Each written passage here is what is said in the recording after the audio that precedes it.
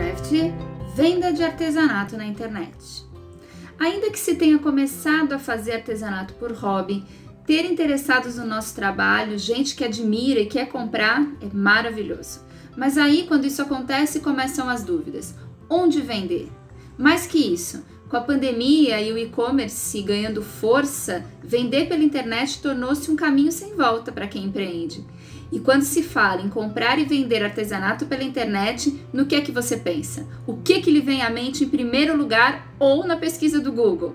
Vamos falar mais sobre isso? Podcraft, o seu podcast de artesanato.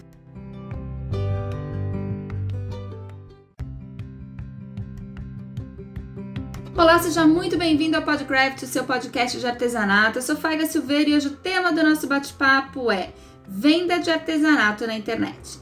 Eu e a minha parceira de canal Craft, Beth Monta, temos buscado aí alternativas para tornar esse teu podcast possível e acho que a gente já encontrou o caminho, né? Então não vamos mexer nele, por favor, obrigada.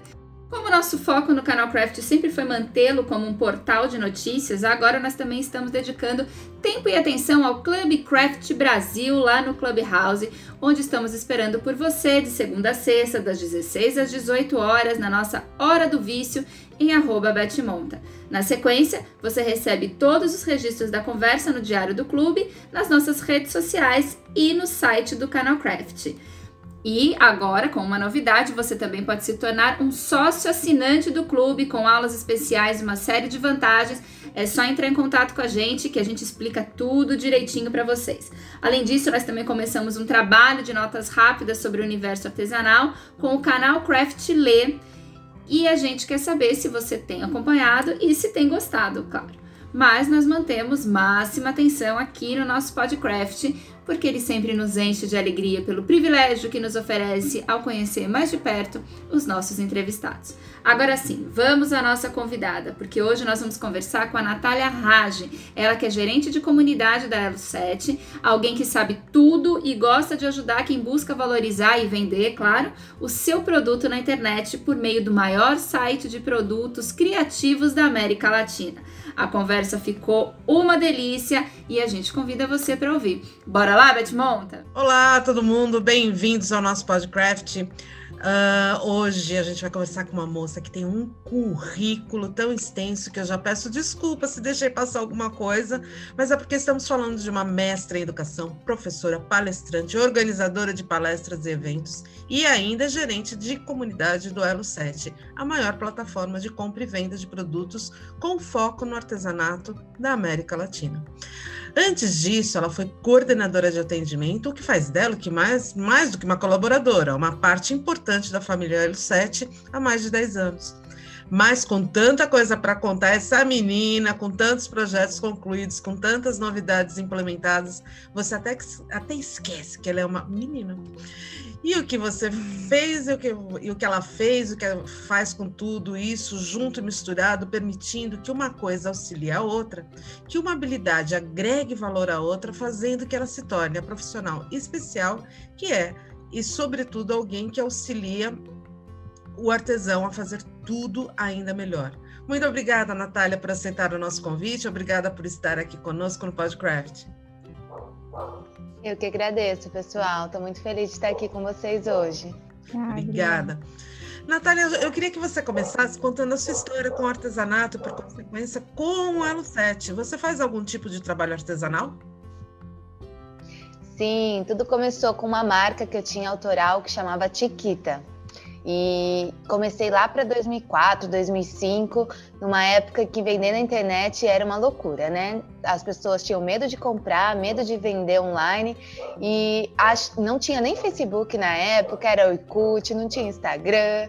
E aí eu organizava algumas feiras, né? Eu morava em Campinas na época, interior de São Paulo. Eu tinha muita amizade com vários artesãos, sempre fui apaixonada por artesanato, então conhecia muita gente. E além de organizar as feiras, né, nessa época, eu também agitava o mundo online. Então, na época, os artesãos e as artesãs estavam se organizando. Tá vendo? Eu tô entregando minha idade. Quem me chamou de menina aqui, ó. Pois é. Não, a gente sabe que foi assim. Isso tudo aconteceu no jardim de infância, né? No jardim de infância. Na época, o pessoal se organizava em comunidades no Flickr, que era um espaço que ainda existe, um site hoje de organização de fotos, mas naquela época cumpria o papel do Facebook em termos de comunidades, né? Uhum. E aí eu agitava, adorava, sempre amei a internet, sempre amei o mundo digital. E aí eu organizava vários grupos de artesãs, então era o grupo do patchwork, era o grupo de todos os grupos que você imaginar, eu agitava, e era muito legal porque a gente se organizava, né, nesse meio, nessas comunidades, para fazer coisas online e para ajudar um ao outro. E naquela época todo mundo tinha muito medo, vou montar minha loja online, mas será que dá certo e tudo mais? Era e praticamente inexistente, né, o sistema online, você foi bem desbravadora mesmo desse... Porque nessa época a gente quase não ouvia falar de online mesmo. Foi uma época que estavam surgindo, vou fazer meu site. Então as pessoas faziam um site próprio e achavam que estavam online. Não é assim. Para você fazer um site próprio, tem que ter gente visitando o seu site, tem que ter marketing. As pessoas não entendiam nada disso, que para hoje é mato, né? Informação sobre marketing digital, marketing de conteúdo, mas naquela época... não, fazer um site já era muito moderno, então eu incentivava o pessoal a fazer site, mas explicava, né? Não, a gente tem que divulgar o nosso site, as pessoas não vão cair no nosso site se a gente não divulgar.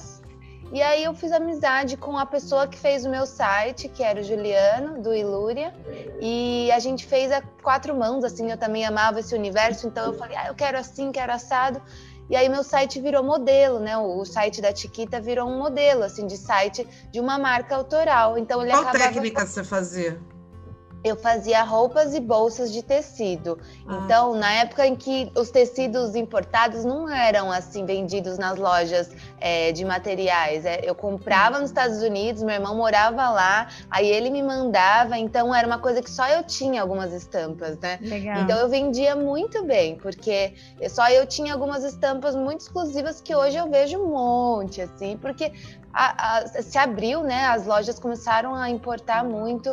Desde então, os materiais importados, mas era meio exclusivo na época, assim, e eu fazia tudo muito personalizado, a pessoa escolhia estampa, forro e tudo mais, e eu vendia muito bem, tanto que eu fui uma das primeiras 40 lojas do Elo7, né, na época que estava surgindo, e aí eu idealizei junto com o fundador do Elo7, tudo como ia ser o Elo7, né, o que era legal ter e tudo mais, e ia trocando essas figurinhas, até que ele me chamou logo lá no comecinho para trabalhar com ele e desenvolver o Elo7 junto, isso lá em 2008. Então, a minha história pessoal se mistura um pouco porque eu estava fazendo mestrado na época, dava aula, eu era professora de espanhol e de sociologia, eu amava o universo da educação, mas também estava apaixonada por esse universo do mundo artesanal, e aí eu tive que escolher em algum momento e fui de cara, corpo e coragem para o mundo artesanal.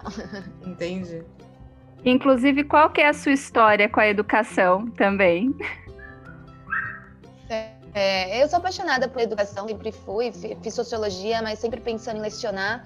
E então, quando eu terminei a faculdade, eu fui correndo dar aula, tanto em escolas públicas quanto privadas, de sociologia ou de filosofia também, dei.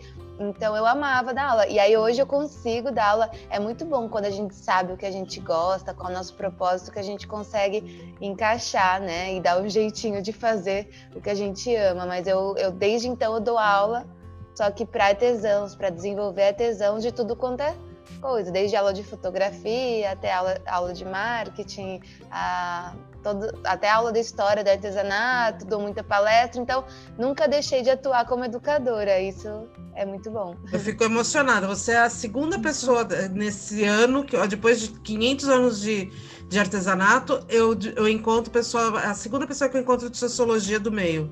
porque eu também tenho formação em ciências sociais. E aí eu falei, gente, que maravilha, sociologia invadindo o artesanato, é muito bom isso. A importância disso, né? A diferença que faz, né? Acho que ter essa visão mesmo do sociólogo que é crítico, que é uma visão mais ampla, é muito importante, sim. Eu não me arrependo, não, da formação. A gente tem para que você fez sociologia? Eu não sei, para viver. Né? Mais ou menos assim, para vida. Para olhar o mundo com mais desconfiança. Me diz uma coisa, você está no Elo 7, você entrou lá no comecinho, e como que foi a tua carreira ao longo desses anos todos dentro da Elo 7, e o que é gerente de comunidade, para a gente entender um pouco melhor como que é o teu trabalho hoje lá? Legal. Quando eu estava no Elo 7 lá no comecinho, era eu e os fundadores, então a gente era em 3 pessoas. E aí, na verdade, eu fazia praticamente tudo do Elo 7, desde atender os clientes, até fazer conteúdo para blog, né? Que na época tinha blog e Facebook. E no comecinho. E aí eu também fazia toda a parte de marketing, né? Então eu desenvolvi os e-mails marketing, fazia toda a estratégia de marketing sem saber muito como fazer isso. Mas só não fazia a parte técnica mesmo de desenvolvimento do site, era toda do Juliano, mas a gente fazia muito cocriação, né? Então eu conversava bastante com os usuários, entendia a necessidade, falava, a gente precisa mexer nisso, mexer naquilo, então era muito legal. Só que em 2011, a gente cresceu muito, né, de 2008 a 2011, a gente já tinha mais de 15 mil artesãos do Brasil todo no Elo 7, e aí a gente começou a receber várias propostas, né, de crescimento, de investimento, e a gente aceitou, no final a gente recebeu investimentos internacionais, e aí mudou tudo. Mudou porque a gente tinha um escritório em Campinas, aí a gente veio para São Paulo e com investidores internacionais, que eram investidores grandes, a gente pôde montar equipes, né? A gente pôde ter um escritório maior, montar equipes, e aí foi crescendo. E nessa época eu acabei ficando com a parte de criar um time de atendimento grande para atender compradores e vendedores por chat, por e-mail e tudo mais. E também fiquei como gestão de comunidade, que era toda essa parte de eventos, de desenvolvimento de vendedores e tudo mais. E aí eu acabei ficando meio doida, assim, alguns anos fazendo essas duas coisas, com times que cresceram, né? E aí eu falei, não, gente, eu sou apaixonada mesmo pela área de comunidade, pela essa área de desenvolvimento, de contato direto com os vendedores, então deixa eu ficar só aqui. E aí, é claro, a gente contratou uma gerente de atendimento, e aí foi indo, e eu fiquei só com comunidade, que é o que eu faço até hoje. Então, a minha área trabalha direto com outras áreas do Elo 7, de marketing, de criação e até de atendimento. Mas a gente está o tempo todo olhando para as necessidades dos vendedores, né? E tentando desenvolvê-los. Então, em vendedores novos, a gente tem toda uma comunicação com eles para explicar como funciona, para explicar as melhores práticas. Aí tem os vendedores que são os vendedores que mais vendem, a gente também precisa tratar de uma maneira diferente. Isso, um contato próximo para sempre estar ajudando. E a gente também trabalha com categorias. Por exemplo, hoje à tarde eu tenho um encontro só com vendedores da categoria de bebê infantil. E a gente vai falar assim, o que está vendendo bem, eles trocam entre si. Só para gente se situar, quando você fala vendedores, os vendedores são os artesãos que estão inscritos no... Então você que tem a ligação direta com quem está com a sua loja dentro da Elo 7, né? Que bacana, meu. E é legal que você acaba circulando por todos os segmentos do artesanato, vendo todas as dores e as alegrias de todos os nichos. Bem interessante, realmente é fascinante a atuação. Não e a gente trabalha com pessoas, né? Então a gente tem muita história de vida, tem pessoas vivendo disso, acreditando nisso, pessoas que estavam em situações bem difíceis de vida, de repente encontram uma luz e começam a ir bem, assim, e até de repente, meu marido está trabalhando comigo, minha filha também, e aí agrega uma família inteira, e quando você vê, você está transformando a vida não de uma pessoa, mas de uma família inteira. E aí isso é muito significativo, né, pra gente.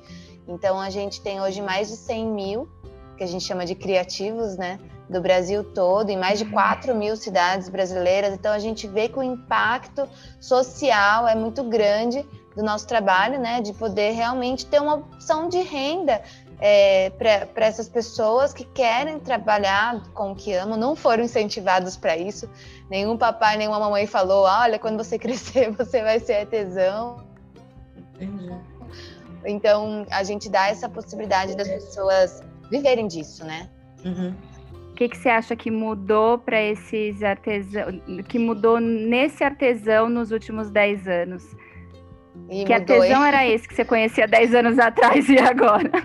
Nossa, mudou muito. Eu lembro que eu ia selecionar fotos para fazer e-mail marketing lá em 2010, por exemplo, e era uma tristeza, assim, porque as pessoas não tiravam as fotos com os celulares não estavam prontos para isso, né? Hoje a gente tem celulares que tiram fotos muito boas, então quando você olha assim, a qualidade das fotos, e as pessoas não estavam habituadas a tirar foto de tudo, né? Hoje virou um hábito, né? Faz parte da nossa vida, a gente tira foto de tudo e a gente tem um mínimo de noção fotográfica. Mas em 2010 era um show do terror, assim. Para eu selecionar fotos boas era muito difícil, aquelas fotos azuis, sabe? O branco era azul, aquelas fotos... Ai, terrível. E aí, por mais que hoje ainda também, né, muita gente tenha dificuldade para tirar fotos boas, mesmo com todos os recursos, eu vejo que as pessoas... Nossa, qualquer pessoa consegue tirar uma foto minimamente, né, boa com o celular. Então, acho que as ferramentas mudaram muito. Antes você precisava investir numa máquina profissional, por exemplo, para tirar boas fotos, e hoje não. E hoje eu acho que o acesso também às pessoas, à informação, à inspiração mudou muito. Então eu tenho sempre aqueles artesãos de referência que eu falo, nossa, eles fazem um trabalho tão bonito, fotos tão bonitas, eu consigo ver eles pelo Instagram e tudo mais. E essa informação chega mais, essas inspirações chegam mais. Então, na época, 2010, comparando com agora, a gente olhava os artesãos de fora do Brasil e falava, nossa, vou me inspirar. Agora a gente olha os artesãos do Brasil e fala, nossa, vou me inspirar, essas pessoas são muito boas. Então eu acho que isso mudou porque a gente junta a criatividade do brasileiro e junta a inspiração, né? A gente consegue passar os gringos facinho. Há poucos dias atrás a gente ouviu falar, né, saiu na toda a mídia sobre a transição da Elo 7, da venda para Etsy. Só que assim, eu vou te perguntar uma outra coisa, porque assim, como que para a gente entender essa transição, como que surgiu a Elo 7?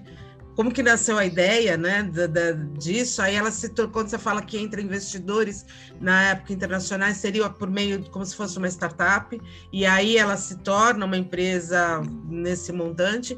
E aí essa transição, porque foi foi até tema lá da gente no Clubhouse, da gente conversar sobre, porque acendeu a gente sabe o quanto o artesanato movimenta financeiramente o mercado nacional. A gente tem noção disso, de milhões e bilhões de trabalhadores, bilhões de dólares por ano e tal.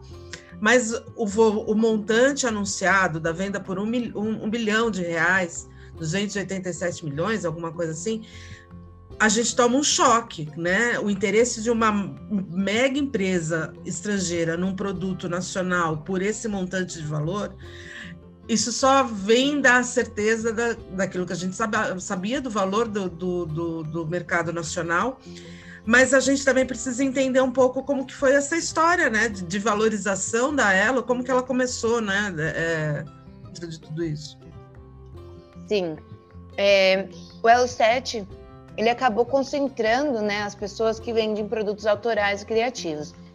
E isso porque a gente se firmou nesse propósito, né? Muitos sites começaram, mas depois abriram para outros tipos de produtos industrializados. A gente vê sempre marketplaces surgindo, como Shopee, por exemplo, mas nenhum tem essa característica exclusiva de entender o universo de quem faz personalizado, sob encomenda e tudo mais, produção pequena. E a gente se especializou nisso. O Etsy, na época que o Elo7 estava sendo criado, foi uma grande inspiração para a gente. É um site que atuava em vários países, não atuava no Brasil, e tinha um propósito de ser especializado em produtos autorais e criativos, né? E a gente falou, poxa, o Brasil tem tanto artesanato, tanta gente criativa, vamos fazer um aqui, né, que tenho certeza que vai crescer. E aí, quando os investidores internacionais, eles entraram, na verdade a gente tinha 3 investidores internacionais até a entrada do Etsy, que aí sai esses 3 e fica só o Etsy. Então a gente era uma startup mesmo. Não era uma startup lucrativa, a gente não deu lucros para esses investidores, simplesmente a gente cresceu. E aí quando o Etsy entra, ele tem que estar disposto a pagar o valor desse crescimento para que os outros saiam. Então, por isso que foi uma transação grande. Essa transação não significa que todo esse dinheiro fica para o Elo7. A gente teve que retornar a esses investidores que saíram. Mas é um montante valorizado, né? Não tem como negar isso. O Etsy viu a grandiosidade, né, do mercado brasileiro. A gente tem mais de 6 milhões de compradores cadastrados, a gente tem mais de 100 mil artesãos, e isso proporcionalmente ao Brasil é um número bom, mas é um número que pode crescer muito mais, né? A gente tem um potencial muito grande de crescimento. E a gente, na verdade, estava segurando um pouco esse crescimento, né? Eu acho que com o Etsy a gente consegue ir mais longe, atingir mais pessoas, principalmente mais compradores, porque para que essas pessoas que estão no site hoje vendam bem, assim, né? Esse é o nosso propósito, não é todos os artesãos têm que estar na Elo7, não é nosso propósito. Nosso propósito é que quem esteja com a gente esteja vendendo, esteja se desenvolvendo. Então a gente sempre foi devagar nessa coisa de atrair vendedores, né? A gente está mais preocupado em atrair compradores, fazerem as pessoas entenderem o valor do produto personalizado, criativo, autoral, que não dá para comparar com produto chinês em termos de produção, em termos de tudo, de material. Então a gente tem essa missão. A gente está super feliz com essa aquisição. Na verdade, é um cenário maravilhoso, né? Diante de um momento super difícil que a gente está vivendo.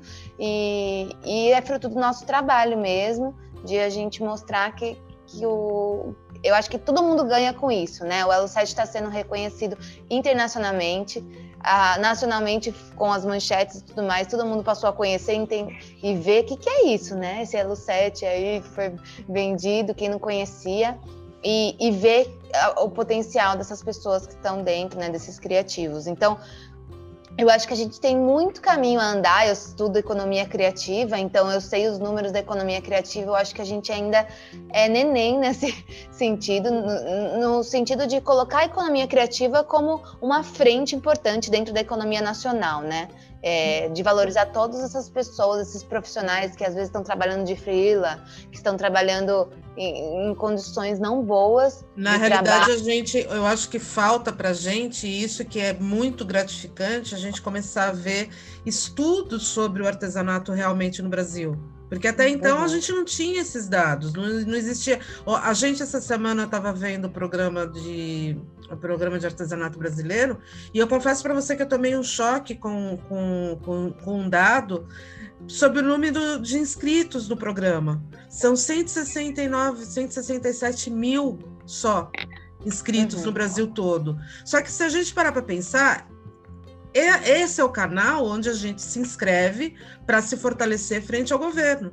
E quando você vê que a adesão é baixa, porque você fala, cadê, né? Cadê? Mas assim, de qualquer maneira, eu também acho que a gente está começando a conversar sobre esse assunto, coisa que não era conversado há alguns anos atrás. E essa mudança, essa ligação que a gente está tendo, essa luzinha que está acendendo na gente, pode levar o artesanato brasileiro como sendo realmente um grande produto de vendas, de trabalho, gerador de emprego, gerador de dividendos para o país, gerador de impostos e reconhecido com o valor real que ele tem, né? É muito interessante. Exatamente. movimento todo. Eu pretendo fazer um doutorado sobre isso em algum maravilha. momento que eu estiver um pouco mais calma aí na vida, mas enfim, eu acho muito importante a gente levantar esses números. Hoje eu tenho super contato com o pessoal do PAB, né, do Programa do Artesanato Brasileiro, mas eles estão debaixo de uma estrutura que ainda é deficitária de governo, né? Então a gente tem a Secretaria de Economia Criativa criada há pouco tempo. Eles são subjugados no Ministério da Economia. Então, a gente tinha uma Secretaria de Economia Criativa lá, que o Gil fundou, mas aí, de repente, tudo muda e a gente está agora numa pasta de economia que não vai priorizar essas ações, né? Então, é complicado, a gente precisa de uma força.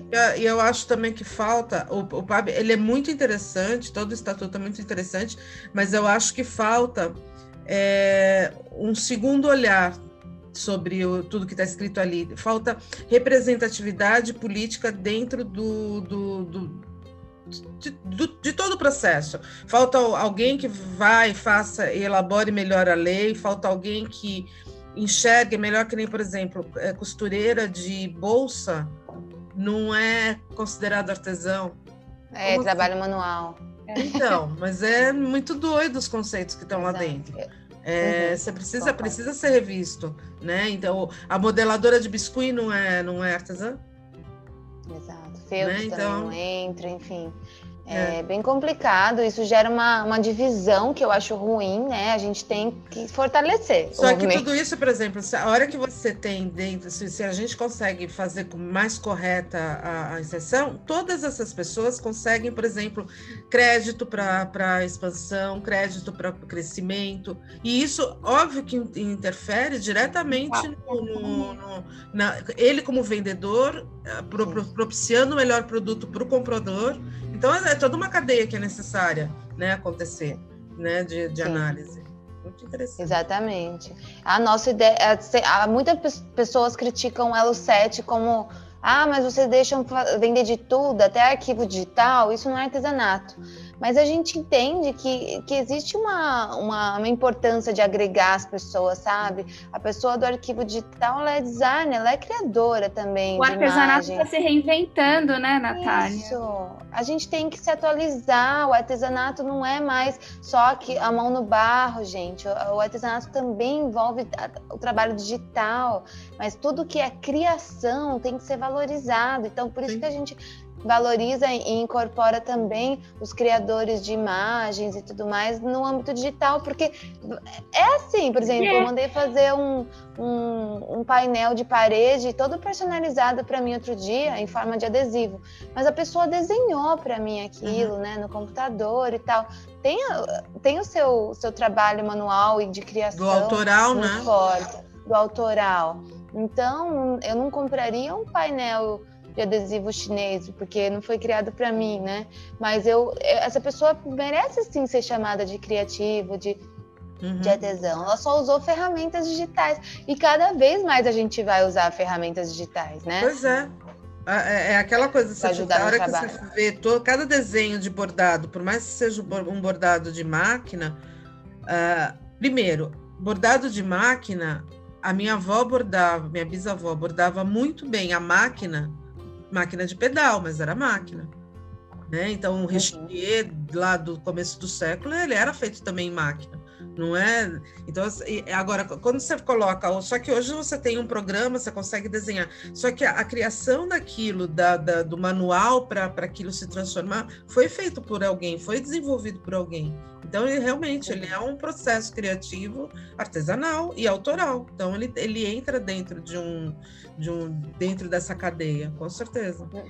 E sem contar que o próprio nome diz, né? E as regras não tem conhecimento, né? Precisava de alguém, como você, quando começou no Elo 7, pegaram uma artesã que estava se expandindo no mundo digital para iniciar esse trabalho. Não existe isso em um espaço tão social e que se determina regras efetivamente, né, para a profissão. Exato. Não, e outra coisa, o nome do Elo 7, o Elo a gente entende como agregador, né? Isso. De uma corrente criativa, de uma corrente, então tem mais a que agregar mesmo. Vai continuar o nome Elo 7 ou vai mudar? Vai continuar.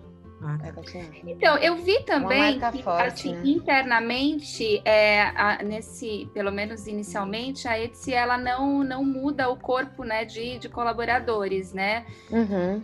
Quantos vocês são? Porque você falou, a gente começou pequenininho ali em Campinas, tá? Agora a gente está em São Paulo, hoje somos quantos? Somos em 170 colaboradores hoje, além dos freelas, né? Mas com a pandemia a gente acabou contratando até pessoas de outras cidades, estados, então tem sido um movimento muito, muito bacana agregar pessoas de qualquer região, até de outros países, para trabalhar no nosso time. A gente está em home office desde março do ano passado e pretende continuar, porque funciona muito bem. A gente nesse sentido, a gente é muito aberto, né, às mudanças, e eu acho que falta um pouco disso. Por exemplo, quando as pessoas começaram a pandemia, quando começou a pandemia, as pessoas ficaram desesperadas, os artesãos que trabalhavam só com turismo local, com feiras, ficaram desesperadas e sem nenhum lugar para venda, as feiras locais, né, voltadas para o turista e tudo mais, e lojas físicas. E de repente eles quiseram entrar no digital, sendo que a gente está há mais de 10 anos falando, estejam no digital, estejam também no offline, né? Estejam nas feiras, mas tenham presença digital, trabalhem suas redes, enfim, não fiquem só na venda física, porque às vezes você faz produção para vender numa feira, e aí volta para casa com tudo aquilo, sendo que no online você pode vender, por exemplo, só sob encomenda e fazer conforme os pedidos entrando. Então tem uma dinâmica que favorece. E as pessoas eram muito reativas a isso, né? Elas ficavam com medo de ter que não conseguir gerenciar essa venda online, mas de repente ficaram desesperados para entrar para online porque não tinham mais fontes de renda. E a gente ajudou muito os grupos do Sebrae, que organizaram esses grupos locais com as prefeituras para fazer treinamento, para venda online, mas ainda é muito difícil as pessoas ficarem realmente conectadas com o digital, porque você tem que ter presença digital mesmo, né? Estar lá, trabalhar suas redes, estar lá disponível para atender os clientes, para cadastrar cada produto que você faz. É um hábito digital que ainda não existe nessas pessoas. Então, por mais que eles consigam criar loja, muitos desistem no meio do caminho. Então, a gente tem um desafio muito grande, né, em termos de inclusão digital dessas pessoas. Então, é um trabalho de formiguinha mesmo. Eu acho que as pessoas já se deram conta de que elas precisam estar no mundo online. O sistema de venda híbrido é real, né? Ele veio para ficar e muito forte. E o que particularmente, volta, né? Como eu sou uma pessoa otimista e vejo o lado bom em tudo, eu acho que sob esse ponto de vista, a pandemia foi sensacional para o artesanato, porque ela jogou o artesão no mundo digital, porque existia um delay, né? Sempre teve, do universo artesanal com a tecnologia. E a hora que você se vê nessa situação, ele equipara, né, o artesão com a realidade, né, em todos os sentidos. Então, é muito benéfico pro... Na prática, o que muda são 100 mil artesãos inscritos, né, vendedores. O que muda para ele na venda, no atuar com o Elo 7, né, na prática, essa transição? Por enquanto não muda nada, a gente vai ter mais gás para fazer os nossos projetos, para viabilizar algumas melhorias, né? Principalmente em venda. A gente estava muito focado em, por exemplo, diminuir o valor do frete, tornar o frete viável, né? Que é um problema muito sério da venda online hoje, mas precisa de muito estudo, muito investimento e muita conexão com transportadoras. A gente está há mais de 2 anos nesse assunto, mas para tornar realmente a venda online atrativa e viável, tem que trabalhar esse assunto, por exemplo. Por exemplo, eu vou te dar um exemplo do que aconteceu, que nós viemos de revista, então é óbvio que a gente entende do nosso universo de revista. Mas, por exemplo, lá nos idos anos 1960, por aí, quando o Dr. Vitor Tivita lançou Abril e fez a Força, a Potência, que era a editora Abril, eles lançam junto o sistema de distribuição que era da própria Abril. Então, o sistema deles, porque justamente é para tornar viável esse tipo de ação no território nacional, que é gigante. Então, ele criou núcleos de distribuidores que eram em cada capital, em cada polo forte, onde ele tinha aquele grupo, aquele tanto de pessoas, né? Aquela empresa que recebia e essa empresa que distribuía na região. Então, o modelo de distribuição da DINAP, que era a distribuidora, tanto é que até hoje a DINAP, acho que não é mais o nome DINAP, eu não tenho certeza sobre isso, faz tempo que eu não vejo, mas o sistema de distribuição foi talvez o modelo que melhor se adequou dentro era muito bem feito, né? Ele não deu certo por alguns outros motivos, mas não pela logística da coisa. É interessante analisar o caso da DINAP, né, como modelo, talvez. Sim. A logística no Brasil é um desafio. O Brasil é muito grande, cidadezinhas muito pequenas, e hoje a capilaridade dos Correios é muito grande. Então, a gente trabalha com o sistema dos Correios totalmente integrado no site, né? Todos os CEPs do Brasil estão lá cadastrados no Elo7, então as pessoas podem comprar e vender para qualquer lugar, mas a gente não pode ficar só na mão dos Correios, né? Eles são caros, tem seus problemas também de logística, então a gente está sempre tentando inserir outras alternativas aí. Tem hora que o produto fica o frete é mais caro que o produto, e bem mais caro, né? Mesmo assim, as pessoas pagam. Natália, o que muda? Por exemplo, um frete mais barato já se torna bem mais atrativo, né? Com certeza. A gente viabilizando várias ferramentas comerciais, assim como, por exemplo, o frete e tudo mais, a gente consegue tornar a venda mais atrativa, né? E mais fácil, e é isso que a gente quer. A gente quer que essas pessoas vendam muito. Muda alguma coisa? Por enquanto não, mas a gente está investindo em tecnologia, então tudo melhora, né? Com certeza a gente vai ter melhorias na navegação também. Porque pensa em artesanato, o povo primeiro digita Elo7, né? Depois procura a peça, né? Ou cai no Elo7 porque aparece na lista do Google, né? Então... Não tem opção, né? Mas graças a Deus, né? Maravilhoso.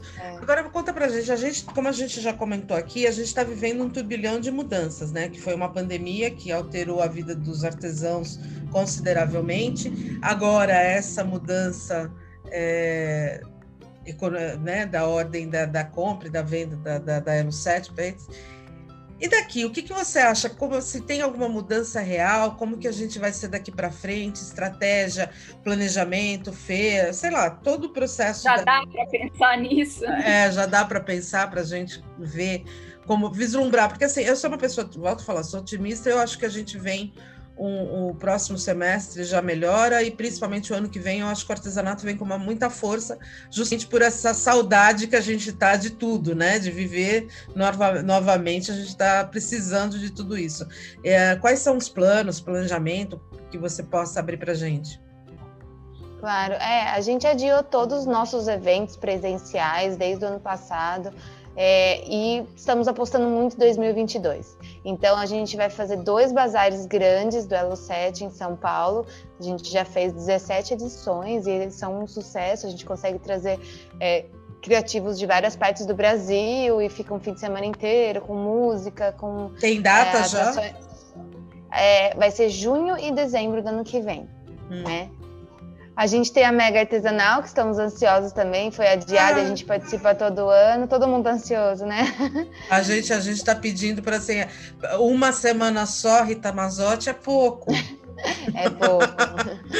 A gente queria fazer 2 megas, quem sabe a gente consegue. Então, já está pipocando não é a primeira vez que eu escuto isso, não. A gente topa. A gente também. De qualquer maneira, a gente tem esses eventos presenciais, mas o nosso foco no online ele é muito maior do que o presencial, né? Então, a gente consegue atingir mais pessoas até online. Então, por exemplo, com a pandemia, a gente faz live toda semana. Desde o começo da pandemia, estamos fazendo até hoje lá no nosso Instagram, os 7 vendedores. E não é algo que a gente vai parar, né? Eu acho que live a gente consegue atingir mais de 2.000 pessoas de uma vez, enquanto que numa palestra presencial atinge 50. Então, muita coisa que a gente fazia presencial, por mais que seja uma delícia, né, ter o contato próximo, a gente não vai deixar de fazer, claro, mas a gente tem que pensar em atingir mais pessoas, né, dar mais oportunidade para as pessoas participarem. Então, eu acho que o online, ele ficou muito desenvolvido, aguçado e utilizado durante a pandemia, mas eu acho que ele não vai diminuir. Eu acho que as pessoas só prestaram mais atenção nos benefícios de a gente fazer as coisas online, mas claro que o calorzinho do presencial, ele é muito importante e a gente vai continuar fazendo os eventos presenciais também no Brasil todo. Quais eventos que vocês faziam antes da pandemia? Tinha curso, tinha palestra? Por exemplo, todo mês a gente escolhia uma cidade para nos encontrar com os artesãos do Elo7 dessa cidade, aí fazia um encontro, as pessoas se conheciam, muitas trocas aconteciam, isso é muito legal, teve gente que fazia parceria, vamos trabalhar juntos, eu tenho isso, você aquilo. Então as pessoas se organizavam até na mesma cidade para fazer uma feira, então era muito legal a gente movimentando isso, né? Porque a gente colocava eles em contato. Além disso, a gente tem o Bazar do Elo7 e o Elo7 Day. O Elo7 Day é um evento que a gente faz todo ano para os artesãos da nossa comunidade e a gente fazia presencial até 2019. Aí 2020, 2021 a gente está fazendo online, um evento de 5 dias com muito conteúdo e tudo mais. E aí a gente vai tentar fazer o modelo híbrido, né, a partir de agora. Fazer o presencial, que é uma delícia, mas também transmissão online, isso com certeza. Maravilhoso. Ai, Natália, que delícia falar com você. A gente está chegando no final da nossa conversa e a gente tem por hábito finalizar esse papo com você deixando os contatos, né, da Elo7, os seus, enfim, para que as pessoas também recorram à Elo7 para se tornarem os criativos de lá e deixando uma mensagem para quem ouve a gente. Joia! Foi uma delícia mesmo, nem vi o tempo passar. A gente tem vários canais, temos o blog do Elo7, que é blog.elo7.com.br. Temos alguns perfis no Instagram, os principais para vendedores é o Elo7 Vendedores e o Elo7BR. E a gente tem um site para vocês que ainda não tem loja criarem, que é elo7.com.br/quero-vender. E aí, por lá, vocês conseguem ver todas as informações. Para criar a loja é gratuito, não paga nada, só vai pagar alguma coisa quando vender, que é comissão sobre venda. Então, é muito acessível, muito intuitivo, muito fácil de utilizar. E, além de tudo, não tem nenhum custo, nem inicial e nem mensalidade, anuidade, nada. É só comissão sobre venda mesmo. Então, é muito, muito bom para quem está começando do zero mesmo, sem investimento. É super democrático. E queria deixar um recado de que para você acreditar no seu sonho, no seu propósito, naquilo que você ama fazer e começar a construir um plano para transformar isso num estilo de vida mesmo, que isso faça parte da sua vida, que o artesanal realmente se transforme em algo significativo, de repente uma profissão mesmo, porque artesanato é profissão, gente. Então, assim, que as pessoas empreendam. Regulamentada. Que as pessoas empreendam, tenham coragem de empreender, aceitem os riscos, aceitem as dificuldades e a trabalheira toda que dá a empreender. Mas, gente, não existe mais aquela carreira para a vida toda, que você precisa se agarrar a ela com todas as suas forças. Você pode mudar a sua rota aí no meio do caminho e fazer o que você ama, se você não está feliz com o seu trabalho atual, né? Isso a gente ajuda pra caramba, somos especialistas em empreendedorismo criativo, conte com a gente. Maravilhoso. Vamos deixar claro que a gente sabe, saber é poder. Essa mocinha pode ajudar a gente a saber muita coisa, essa menina pode ajudar a gente a saber muita coisa. Tô encantada, Natália, muito obrigada mesmo de coração por estar aqui com a gente. Meu povo querido, semana que vem tem mais. Um beijo grande. A Natália, maravilhosa, muitíssimo obrigada pela sua presença, pela sua mensagem, por todas as informações que você trouxe. A você que nos ouve, fique de olho nos endereços que a Natália passou, nas lives que o Elo7 tem feito, em todo o incentivo que ele dá para o artesão. Você vê que eles não param de criar e de fomentar para que o nosso artesanato cresça, para que nós tenhamos, de fato, para a sociedade, a importância que nós sabemos que o artesanato já tem. É isso aí, gente. A gente vai ficando por aqui. Eu só queria dizer que se você gostou dessa nossa conversa, que continue explorando as novidades aqui do canal Craft, falando desse assunto que a gente ama, que é o artesanato, e dizer que a gente se vê na próxima semana aqui no PodCraft, o seu podcast de artesanato. É isso aí. Um beijo! Tchau, tchau!